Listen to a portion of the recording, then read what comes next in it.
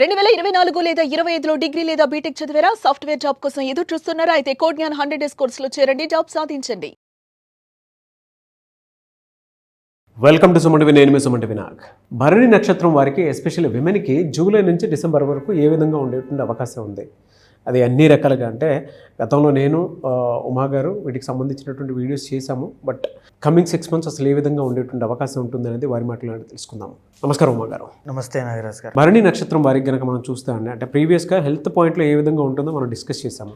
But July నుంచి December వరకు కనుక మనం చూస్తే వీరికి అసలు ఏ విధంగా ఉండేటువంటి అవకాశం ఉంటుందంటారు? అండ్ జనరల్ క్యారెక్టరిస్టిక్స్ అండ్ ట్రైట్స్ కూడా అసలు ఏ విధంగా ఉంటాయి వీళ్ళకి? తప్పకుండా అండి. భరణి నక్షత్రము అంటే శుక్రుడికి సంబంధించినటువంటి నక్షత్రం అండి. ఇది మేషరాశిలో సంచారం చేసేటువంటి నక్షత్రం అయ్యి 13.20 డిగ్రీల నుంచి 26.40 డిగ్రీల దాకా సంచారం చేసేటువంటి నక్షత్రమే భరణి నక్షత్రము. అయితే భరణి యోని త్రీణి అంటాము. అంటే యోని ఆకృతిలో 3 నక్షత్ర తారలు మనకి ఆకాశంలో భరణి నక్షత్రంగా దర్శనమిస్తాయి. ఇది ఓకే. అయితే ఇక్కడ భరణి నక్షత్రానికి అధిపతి శుక్రుడు, అయితే మేషరాశికి సంబంధించినంత వరకు అధిపతి కుజుడు, యముడు అధిదైవంగా ఈ భరణి నక్షత్రానికి ఉంటారు. మేజర్గా భరణి నక్షత్రం అనగానే 4వ పాదంలో జన్మించినటువంటి వాళ్ళు ఎవరైనా సరే శిశువునకి దోషం ఉంటుంది. అంటే పుట్టిన తర్వాత చంటి పిల్లలుగా ఉన్నప్పుడు నవవిధ శాంతి అనేటువంటిది తప్పకుండా ఆచరించాలి. పుట్టి ఒక బాబు భరణి నక్షత్రంలో మా ఇంట్లో చిన్న పిల్లవాడు ఉన్నాడు, ఆరోగ్యం బాగోట్లేదంటే చిన్నప్పుడు మీరు నవవిధ శాంతి ఆచరించకపోతే తప్పకుండా ఆ బాబుకి ఆరోగ్య సమస్యలు రావడమో లేదా అతని వల్ల మీ ఇంట్లో వాళ్ళు ఇబ్బంది పడడం లాంటివి ఖచ్చితంగా జరుగుతాయి. నవవిధ శాంతి, దాన్ని నక్షత్ర శాంతి అని కూడా పిలుస్తూ ఉంటారు. తప్పకుండా ఆచరించండి. అయితే మేజర్గా మనం 4 పాదాలకి చూస్తే కనుక అండి, జనరల్గానే భరణి నక్షత్రం వాళ్ళు ఏంటంటే వెరీ రిస్ట్రిక్టెడ్ లైఫ్ అనేటువంటిది ఉంటుందండి. అంటే నిర్బంధించబడినటువంటి జీవితంగా ట్రాన్స్ఫర్మేషన్స్ అనేటువంటివి చాలా ఎక్కువ ఉంటాయి. పుట్టిన దగ్గర నుంచి 20 సంవత్సరాల దాకా జీవితం ఒకలా ఉంటే 20 నుంచి 40 దాకా పెళ్ళయిన తర్వాత ఒకలాగా, పెళ్ళయిన తర్వాత సంతానం కలిగాక ఒకలాగా, అంటే జీవితంలో చాలా ట్రాన్స్ఫర్మేషన్స్ అనేటువంటివి కనబడుతూ ఉంటాయి. అలంకార ప్రియులు అని చెప్పొచ్చు. జనరల్గా వీళ్ళకి అందంగా ఉండాలి, అందంగా రెడీ అవ్వాలి, కొత్త కొత్త చీరలు కొనుక్కోవాలి, కట్టుకోవాలి, లేకపోతే ఆభరణాలు కొనుక్కోవాలి, బంగారం ఎక్కువగా పెట్టుకోవాలి, వాహనాలు ఇలాంటి ఫ్యాంటసీస్ అనేటువంటివి చాలా ఎక్కువ ఉంటాయి. కానీ దాని మూలనే వీళ్ళు కొన్ని సందర్భాల్లో నిరాశ నిస్పృహలకి లోనవ్వడం, అసంతృప్తి అనేటువంటిది భావనకి రావడం, ఇలాంటివి ఎక్కువగా కనబడుతూ ఉంటాయి. అయితే మేజర్గా ఆధ్యాత్మికత అనేటువంటిది కూడా వీళ్ళకి చాలా బాగుంటుంది. ఆధ్యాత్మికత, స్పిరిచువల్ నాలెడ్జ్ కానీ, స్పిరిచువల్ పవర్స్ కానీ, లేకపోతే వైరాగ్యము, డిటాచ్మెంట్ అనేటువంటిది కూడా రావడం కానీ, ఇది చాలా గొప్ప యోగంగా చెప్పుకోవచ్చు.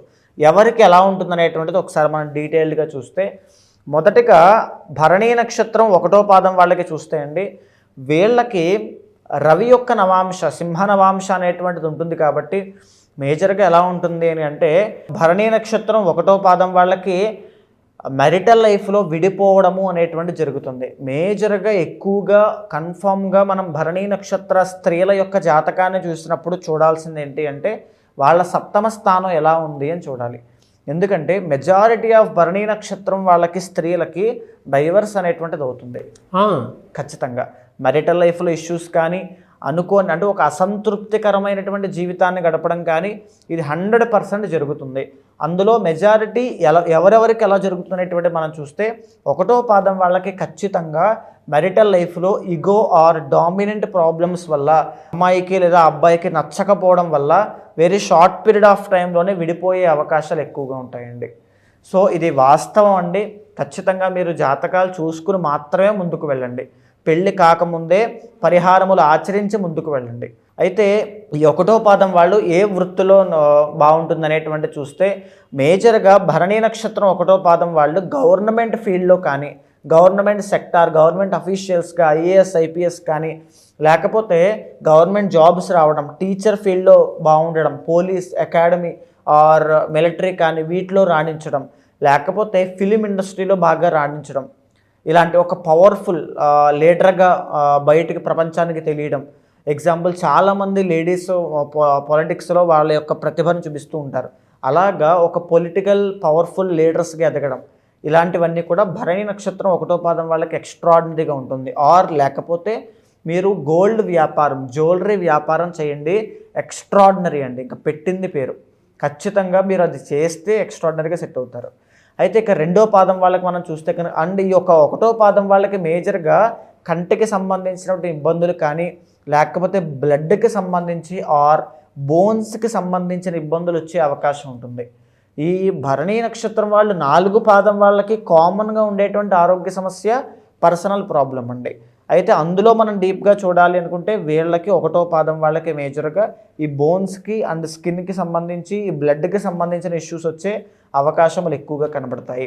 అయితే మేజర్గా రెండో పాదము భరణీ నక్షత్రం రెండో పాదం వాళ్ళకి మనం మాట్లాడుకుంటే వెరీ సాఫ్ట్ పీపుల్ అండి. వీళ్ళకి బంధువుల దగ్గర నుంచి వచ్చేటువంటి సంబంధం అయ్యే అవకాశం ఉంటుంది. అంటే మేనరికము ఆర్ ఎనీథింగ్ బంధువుల్లో వివాహం అయ్యేటువంటి అవకాశములు ఉంటాయి. కానీ ఏంటంటే 2 మ్యారేజెస్ చేసుకునేటువంటి యోగము ఈ భరణీ నక్షత్రం రెండో పాదం వాళ్ళకి కలుగుతుంది. అంటే 2 వివాహాలు జరగడం, దీన్ని ద్వికళత్ర యోగము అంటాము. సో ఈ 2 మ్యారేజెస్ చేసుకోవడం లేకపోతే మెరిటల్ లైఫ్లో ఒక తెలియనటువంటి అంటే బయటికి చెప్పుకోలేనటువంటి ఆవేదన బాధ అనేటువంటిది ఉన్నా దాన్ని ఓర్చుకుంటూ ముందుకు వెళ్ళడం అనేటువంటిది కూడా వీళ్ళకి కనబడుతుంది అని చెప్పొచ్చు. ఫినాన్షియల్గా ఎలా ఉంటుంది సార్ వీళ్ళకి? ఫినాన్షియల్గా ఎక్స్ట్రాడినరీ అండి రెండో పాదం వాళ్ళకి. రెండో పాదం వాళ్ళు business minded.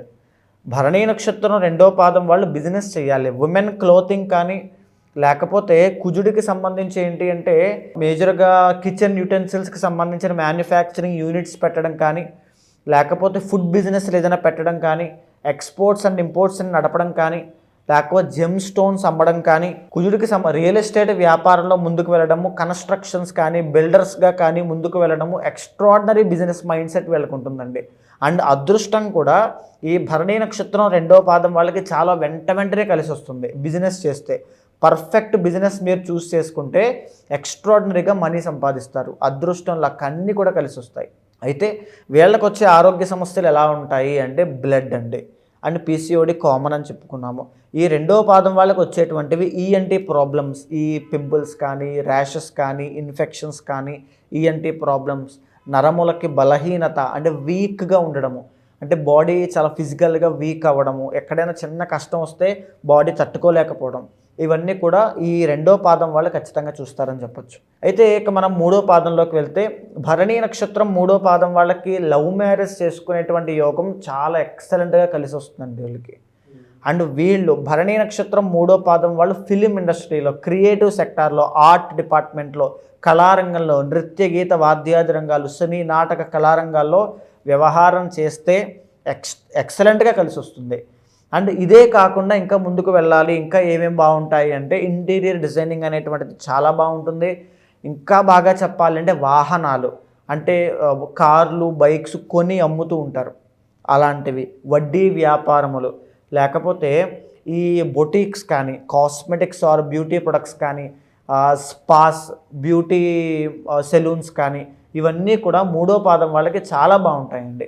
Extraordinary film industry ప్రొడ్యూసర్స్గా డిస్ట్రిబ్యూటర్స్గా కొన్న అమ్మినా చేసినా ఏం చేసినా చాలా బాగుంటారు. అయితే వీళ్ళు మేజర్గా జాగ్రత్త పడాల్సింది ఏంటంటే PCOD and blood related issues విషయంలో మాత్రమే జాగ్రత్త తీసుకోవాలి. అంతకు మించి వచ్చేటువంటి అవకాశములు లేవు.